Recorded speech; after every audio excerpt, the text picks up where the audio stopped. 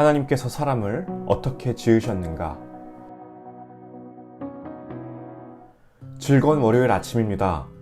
오늘도 성령께서 여러분 삶에 즐거움과 기쁨 주시길 축복합니다. 벌써 신문입니다. 창조에 대한 내용을 다루고 있는데 특별히 오늘은 저와 여러분인 사람에 대해서 질문을 하고 있습니다. 사람을 창조하신 사건은 창세기 2장에서 기록을 하고 있죠. 그리고 하나님이 이 세상을 창조하신 모든 사역 중에서도 우리 사람을 지으실 때는 다른 피조물들과는 큰 차이가 있는 존재로 묘사되고 있습니다. 바로 하나님의 형상으로 만들어졌기 때문이죠. 아마 교회 좀 다니신 분들은 어렸을 적부터 이 이야기를 많이 들어보셨겠죠. 관련된 내용을 가진 가사의 축복송들도 참 많습니다. 제가 기억하는 건 수련의 마지막 날에 축복의 가사로 서로에게 손을 뻗치며 찬양을 했던 겁니다. 어렸을 적엔 눈앞에 있는 사람에게 당신은 하나님의 형상이라고 노래를 하는데 속으로 이런 생각을 합니다.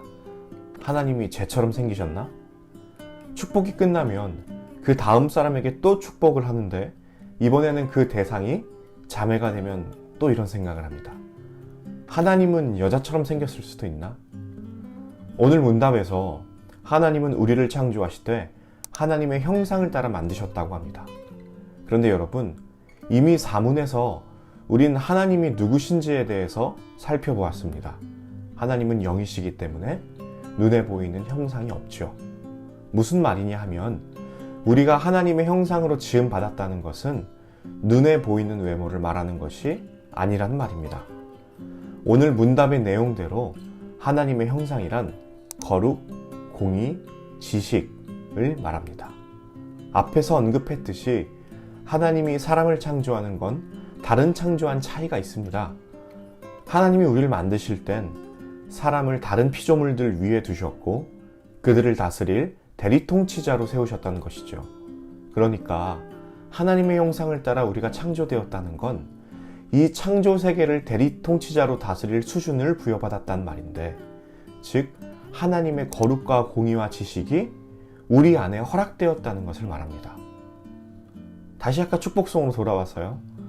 만약 우리가 공동체 내에서 누군가를 보며 당신은 하나님의 형상입니다 라는 고백을 하게 된다면 이 고백은 이런 의미입니다.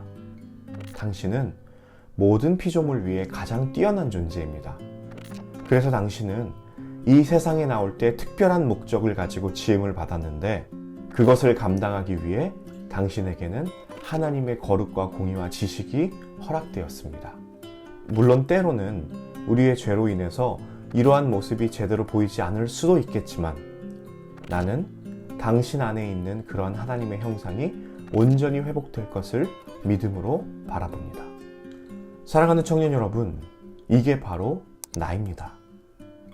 이게 바로 저와 여러분입니다. 세상이 너가 어디가 공의롭냐 따져 물어도 내가 스스로 내가 뭐가 거룩하다는 것이지 의심이 들어도 우린 하나님의 형상으로 지음받은 존재들입니다. 그리고 그 형상을 온전히 더욱 회복해가는 것이 우리의 기쁨이자 즐거움이자 사명이어야 한다는 것이죠. 오늘 한 주를 또 선물로 주셨습니다. 바라고 기도하기는 여러분들 삶 가운데 하나님의 형상이 더욱 회복되어져 가고 또 여러분 자신 안에서 하나님의 형상을 더욱 발견할 수 있는 그런 일주일이 되기를 축복합니다.